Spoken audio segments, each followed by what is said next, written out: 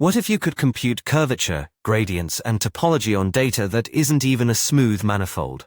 The researchers behind this work show that diffusion statistics alone can reconstruct the entire machinery of calculus and geometry, no smoothness required. Let's start with the problem they set out to solve. Building on that challenge, traditional geometric methods depend on smooth manifolds and infinitesimal calculus.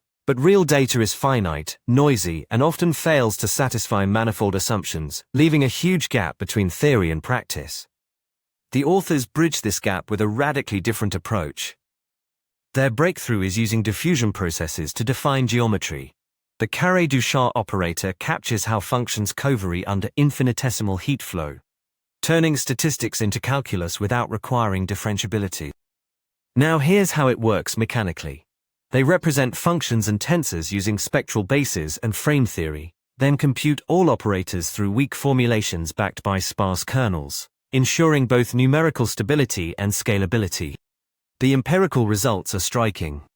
The results include the first-ever computation of sectional curvature on non-manifold data and topology extraction, that's orders of magnitude faster than persistent homology, all while handling noise and irregularity gracefully. Compared to traditional methods, this framework scales where others break down. It's meshless, doesn't assume smoothness, and achieves practical computation on data that would defeat classical techniques. Of course, open questions remain, particularly around convergence guarantees beyond manifolds and optimal strategies for very high dimensions.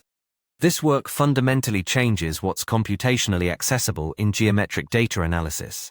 It connects statistical learning with classical geometry, enabling entirely new applications in science and machine learning, where data defies traditional assumptions.